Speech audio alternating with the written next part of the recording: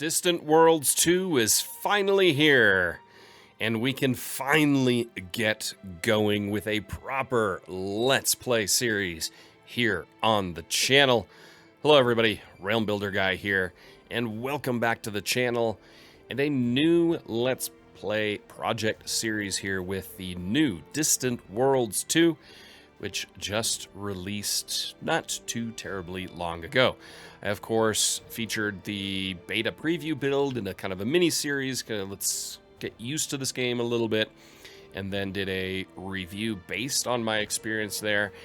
And I am very, very excited to get going with Distant Worlds 2, and I hope you are as well, and you will join me on this journey. And today, of course, we start, and as the thumbnail shows and the title, Thundercats is the theme, and as such, I want to introduce you to the species I've decided to pick. Thundercats was one of my absolute favorite cartoons back in the 1980s, growing up then, and now these are not obviously the Thundercats, but this is a feline species that I will introduce to you today. We'll kind of get the game set up and how we want to run it. And if you enjoy that kind of stuff, as always, please hit the like button.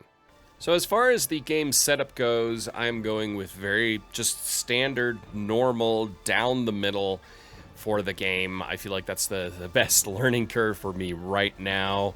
You know, I talked about pirate spam in my preview, talked to the devs, and exchanged emails back and forth, and it's basically that's an early game thing to try to overcome and deal with in some form. So I've decided to not tone it down just yet. We'll kind of see how it goes. If it becomes just too much of a nuisance for future games, of course, we will change that. But let me introduce you to the Thundercats, the Xenox. The Xenox race. The Xenox are an ancient feline race with thick golden fur. They are very cautious and will not lightly enter into an agreement with others. Any new treaties they form usually involve an extremely lengthy period of negotiation, with a protracted review phase at every step of the discussions. Xenox ensure that they are absolutely clear on every last detail of the agreement before finally approving it. Sounds very nice and bureaucratic. Xenox take a particular interest in recording and preserving galactic history. They seek out items of historical significance from all over the galaxy. This will be a very important part of the strategy on how I'm going to play this. They're also outstanding epic storytellers. They draw upon their vast store of old myth and legend to produce unique and compelling tales. Xenox claim to be the guardians of secret knowledge of galactic history, some of which they reveal in their stories. In fact, of their historical research, has led to unorthodox. Some of their historical research has led to unorthodox claims about the galaxy's past. One of these stories asserts that all the insectoid races once betrayed the rest of the galaxy to an outside invader. However, most other alien races dismiss these conclusions as unproven fairy tales. Xenox technology includes an advanced shield component, the Megatron. These powerful shields impart a potent defense to Xenox starships and bases. Xenox inhabit the tundra wastelands of ice tundra, ice, or frozen ice planets. They typically build large cities deep underground in vast ice caves and tunnels. Sounds compelling. Now, personality, aggression, neutral. Caution, plus 40%, so they're very careful. Dependability is neutral. Production rate, plus 5%, so it's moderate production rate. Neutral migration tendency. Assimilation rate, adaptable at minus 10%. Colonization modifiers, plus 15% to ice, plus 25% to ice tundra, plus 15 to frozen ice. Everything else is negative. Forest, with the largest debuff at minus 15%. Colonization minimum quality, ice, ice tundra, and frozen ice, all 40%. Bonuses, shield recharge rate, plus 10%. Shields research, plus 15%. Espionage, plus 10%. Counter espionage, plus 10%. And psyops, plus 25%. So what this tells me, they are defensive. They don't like aggressive attacking wars. Instead, they will go on the defensive more, and espionage is a big part of it, so playing the intergalactic politics game. Feelings towards others, a lot of negatives. The ones that really stand out here, Hakunish and Mortalin at minus 40%, Boscara at minus 50%, the Dayut at minus 50%, then a few others at minus 40. The Quamino at minus 10%. We haven't really come across them at all. Preferred governments, monarchy or technocracy. So allowed governments are republic, democracy, feudalism, monarchy, military dictatorship, or technocracy. They are infantry, so default infantry, robo guard force, so 5,000, 200 maintenance, defense, and attack 105. And there you can see 25% to all the evasion, Titan, planetary defense, and armor evasion. So how do I plan on running this Let's Play? Now, you know me, I am not an optimizer, and that's easy to not be optimal in a game that I have only played about 10 hours in at this point with the preview beta build. So there's not going to be optimization. But beyond that, playing this species, this empire, in a certain way. So we're not going to go for conquest wars. It's not in their nature. They are more defensive. Espionage and diplomacy are going to be very, very important. I believe trade will be very, very important, as they're a little more cerebral in nature. But playing politics will be important. So we can either go monarchy or technocracy. So next we will go to the empire. So monarchies invest supreme power in an individual who is the head of the state, often for life or until abdication. Monarchies are usually hereditary, with a child of the monarch inheriting power on the death of their parent. Monarchs may rule with absolute power, or they may share power with their ruling council of nobles or elected representatives.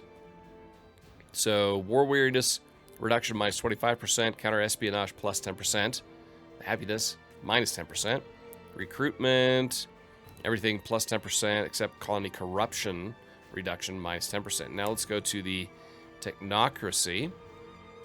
Way less modifiers here, so that hurts population growth. Espionage, good. All research is good. What did the monarchy have in research? Really not much there. So all research, colony happiness, colony corruption, reduction rate, and mining rate. Technocracy governments place engineers, scientists, and technical experts in control. Decision makers are selected based upon how knowledgeable and capable they are.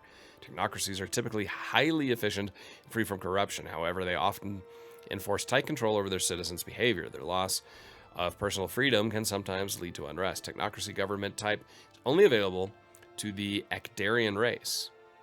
Okay, that's weird. So I guess we'll go with a monarchy. An empire flag. Well, we do like ice, so let's go with something blue and purple. We'll go with that, and we will name this empire. We will call it... I'm decided to go with Felinia. Felines, it's not overly interesting, but we'll go with Felinia. Why not? Starting situation, normal, everything pre-warp, and random starting location. Other empires, we will have auto-generate starting empires. Yep, we'll leave it at 12. And the victory conditions, we will leave everything on. Territory, and we will see how things go. How things go towards the end. And now, let's start the game. Felinia. Our faction is known as the Felinia even. Our government is monarchy. We are the Xenox, who are typically very careful. Xenox have natural skills in shield, recharge rate, shields research, espionage, counter-espionage, and psyops. Our leader is Copian Glapir, skilled in reactor research and colony happiness. Our home colony is Gundur 12, an ice tundra planet in the Gundur system. Nearby is the rocky metallic moon Amsau. Our faction has primitive technology. We're just beginning to take our first steps into space. Explore, expand, and conquer. Let's get started.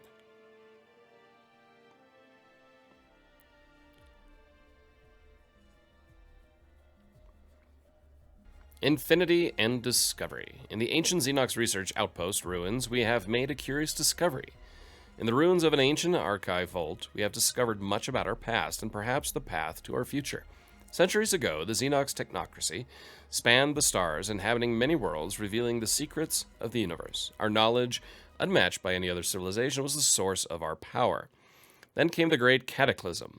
the war with the enemy from beyond, the Shakturi. They shattered galactic civilization and nearly ended all sentient life.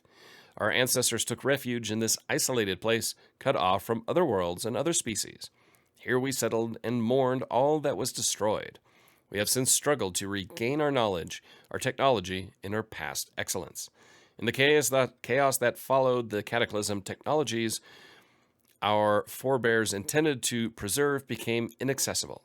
We lacked the means to unlock, activate, or manufacture the great innovations of our ancestors. Finally, the dark times may be coming to an end. We have rediscovered some of the secrets of these ancient systems. This, in turn, has enabled us to gain access to one of the preserved data storage devices. Within it, we found enough pieces of the ancient sciences to allow us to travel to space. At last, we can leave this world, which for so long has both sustained us and kept us prisoner.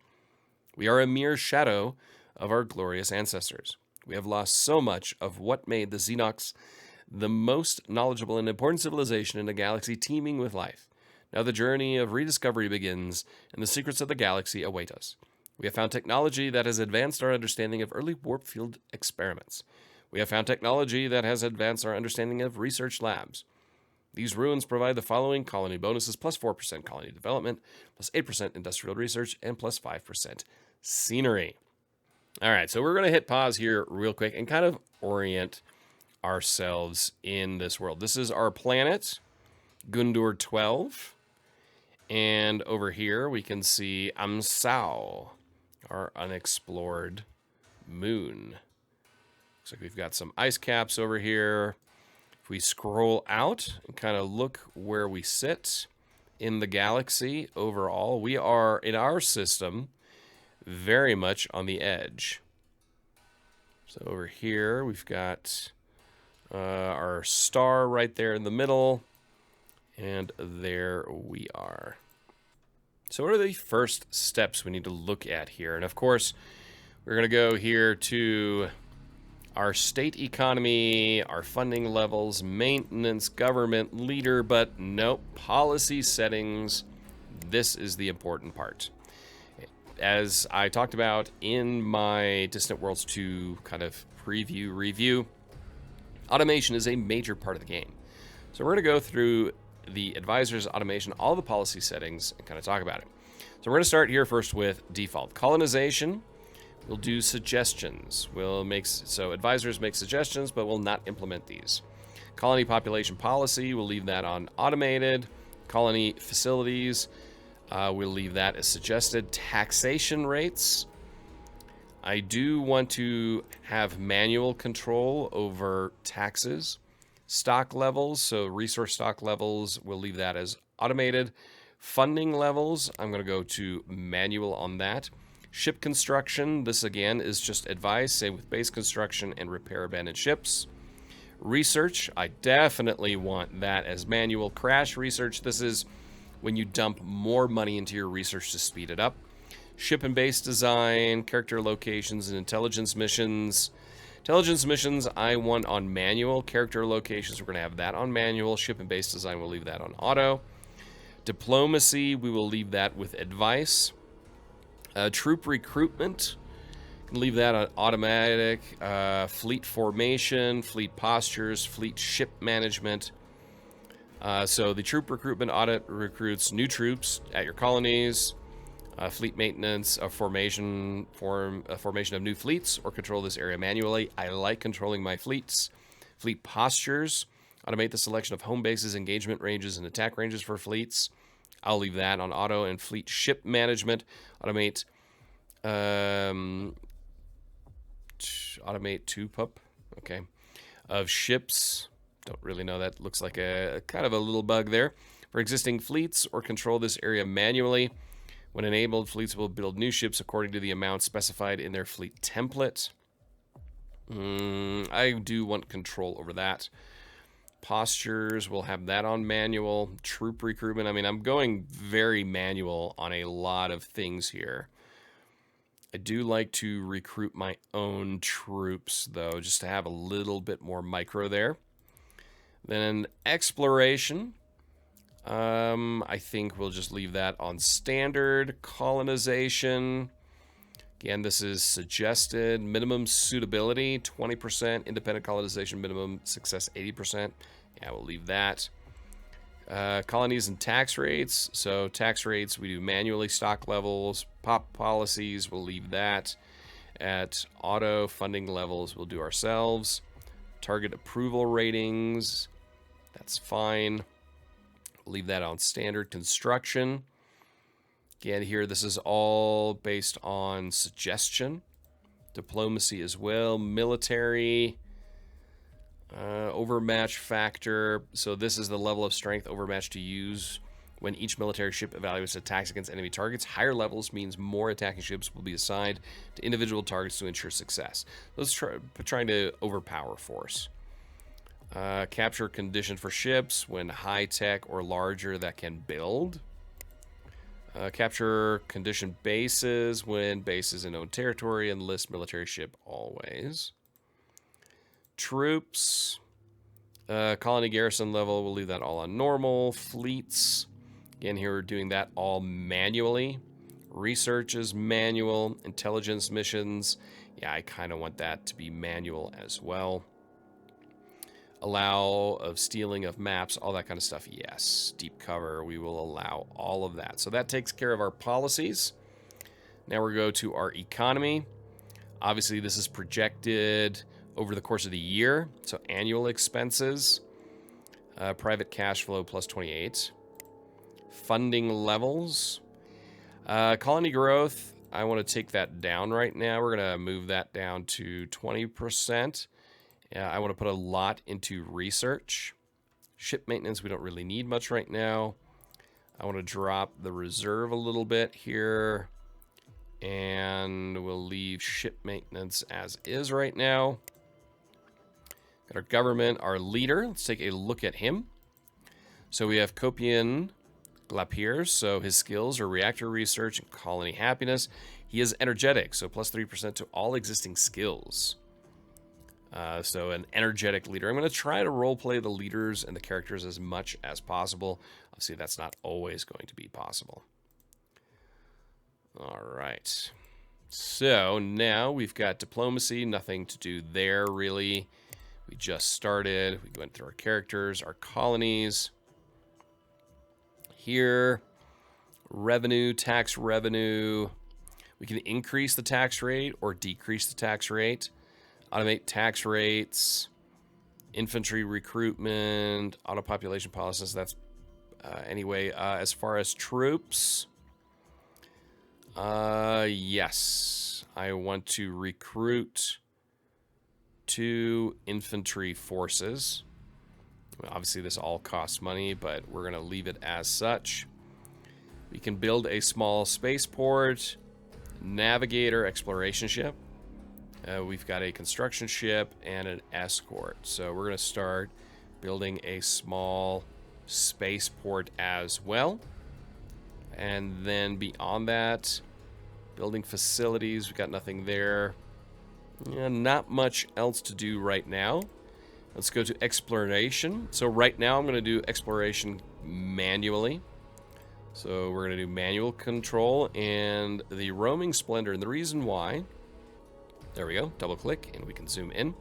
Reason why I'm going to do this manually right now is just because we're going to work on our warp drive. There's no point in going anywhere beyond our planet until we get that, just because of speed. But what we're going to do is we're going to send the roaming splendor right over here. Never mind, we're not going to send it there. It's still under construction. So these are all under construction. But once it's done, we're going to send it over here to Amsau. I'm going to manually bounce through these. Maybe we'll add a second exploration ship, but for right now, that's what we're going to have. We've got unknown ruins in Gundor 7 that we need to investigate. Ancient Xenos Research Outpost ruins. And unknown ruins in Gundor 1. So we'll have to keep an eye on those. Then resources. This is all going to come with time. Right now, it's all of this is part of also your civilian economy, so we're just going to leave that. Ship construction, we're already working on the spaceport along with the ships that are out here. And now let's go to research. Now, as you can see, we are already working on early warp field experiments. So once that's complete, then we get the skip drive, which will allow us to explore within our system at a good speed. And we can then retrofit all of our ships to be updated with that. But what to do after that? Well, we're going to go down here in military ships, and we could go to space patrol ships. So this would create frigates within our research. So this is definitely going to be the next thing to do after early warp experiments will be frigates. Why? Because frigates are much better than escorts when it comes to dealing with pirates. And that's one thing I will say on a metagaming basis, do frigates, because in the early game, pirates are a massive pain. Now, the other thing you'll notice here, we can only see one step further in our research tree. And this is because in the settings, you can change how you view research. Now, you can do it that you see everything or just the next step. I do that, plus I add random. So even though, you know, the basic steps are all the same in the beginning, there is a certain randomness depending on the decisions you make in game, the policies you have, the species you use, and so on. So it naturally reduces the min-max optimizer, which is not a way that I play anyway. I don't really enjoy that. I used to play that a lot. I prefer this because that way every time I start a game, more or less, it's kind of something a little bit new and a little bit of surprise, and I can't already go in and be like, okay, I know I'm going to press A, then B, then C, then D, like you do with a lot of other strategy games when it comes to research, because it's just programmed. This is the way you have to do it. It's the optimal way to do it. And this kind of gets rid of the optimization aspect of it. So we're going to go through here and see other things we want to add into the queue. You can research up to one concurrent project because that's all we can do right now. We're still working on research stations, stuff like that. But we do want to add more here in the next step. One thing you'll notice, for the most part, the first step on any of these is free, and after that you pay. So we've got our missile weapons, we've got kinetic weapons, we've got troops already ground. There's nothing I want to do there. We've got our energy deflectors. We could go to advanced deflectors and ultra-fast shield recharging. This is something that looks like we are very specialized in. So we do want to keep in mind that we are a defensive, not an offensive species realm. So we want to keep that in mind. Beyond that, armor plating, damage control. So I think this is going to be very important for what we like to do. So we're going to add armor plating into the queue, and then we can kind of move these around a little bit. I just kind of want to get them put in there for now. We're going to use these kind of as basics right now. We're not going to invest any more money beyond that. We can do target tracking, basic countermeasures. This all really, really helps. Then we've got sensors. We've got crystal sensors, which is something that the Xenox, it looks like, is very specific to us. Basic transport systems. So this is basic troop compartment and passenger compartment. So these are all things you need to research to build certain things and do certain things. Basic space commerce. We're going to add this because we want commerce. Basic recreation. We already have space research, and we are starting on research labs. So we will pay the cost for that. And let's bump actually the research labs up ahead of the frigates.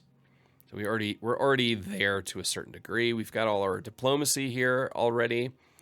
And other than that, I think we're going to leave this as is right now. There's no point in doing a lot with transports. The expanded civilian ships are great because we get a colony ship. More medium mining passenger ships, fuel tankers are very important. Expanded space station, so you get a resort station and large mining station. Space construction. So you get a construction yard, so it helps your construction speed, and a small space port. We cannot do basic troop transport because we first need basic transport systems. So it does show you what you need to do next.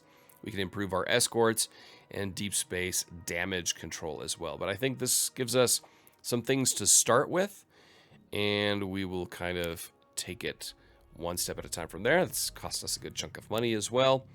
Fleets here, we really don't have anything. We've got the roaming Splendor under construction.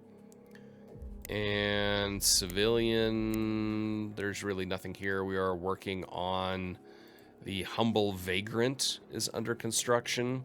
We have no military ships right now. So let's actually...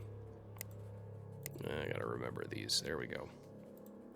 We're going to build, and we will build an escort as well, because we do need some type of military presence. But I think that is enough for now as far as what we can spend money on. And I'm going to unpause the game here and wait for things to be done in construction time. Dismiss that. And off we go with the Felinian Xenox Empire.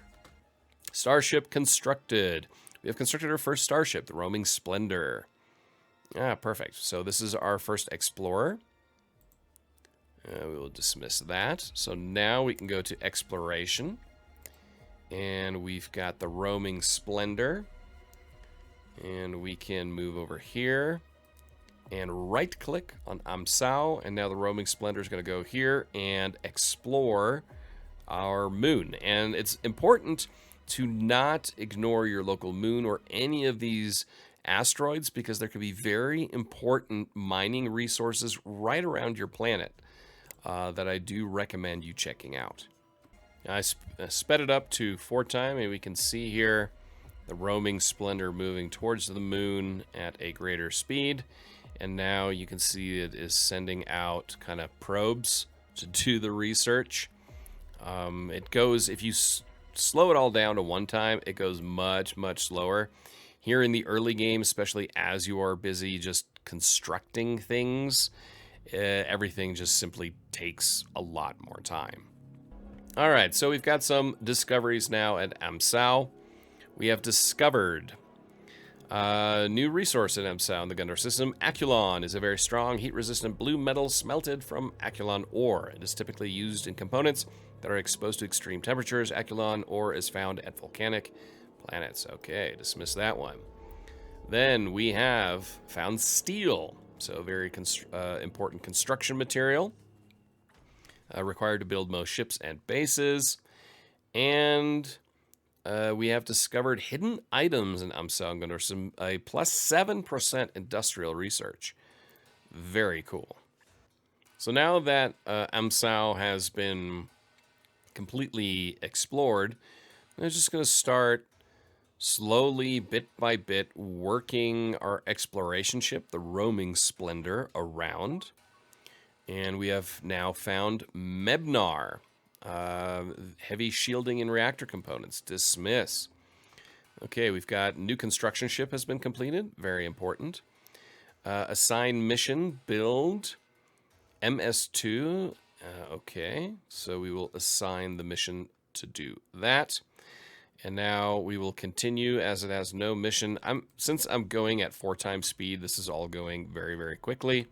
Let's drop that down to 2 times as things move forward. Now, a lot of these other ships will be like the space dock here. Then here, this is a trader.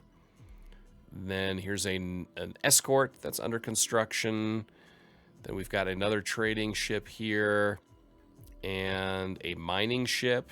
And then, of course, here now our spaceport, where you can build ships faster at a spaceport. All right, we have discovered Cuprica, shiny metal. Cuprica is commonly used in beam and torpedo weapons. Very good. A new spy appears. So we have a spy named Het Exari has appeared, but there's really nothing we can do with him at this point because, well, we don't have anybody to spy on. In the meantime, we will send our exploration ship further around our asteroid fields. You can see our mining station is now under construction. And this all then becomes automated. This is the part of the automation within your economy, the civilian economy, that you really don't have any control over. So it looks like not much to be found there. We will continue moving around and slowly exploring. I'm just waiting for our spaceport to be done, our mining station to be done. Once those are done, a lot of things will start happening at a very rapid pace. So exploration, finding a few resources, not a ton. I mean, here in MQ737, a lot found there. Here it's just tiny little aspects, small resources, really nothing more. We'll rotate our planet. You can do that by holding the mouse wheel down and kind of shifting that right to left to let it roam. Here too, not much to be seen there as we slowly make our way around the planet. Mining station has been constructed. The construction of our first mining station allows us to gather large quantities of valuable resources for use in powering the economy of our home world and building more starships. Our freighters will soon begin traveling to this new mining station, returning its resources to our home world. These resources may even be sold to others in the galaxy, further boosting our fledgling empire. We should keep building more new mining stations, especially targeting key resources that both our shipbuilding and homeworld require. Perfect. Assign a mission.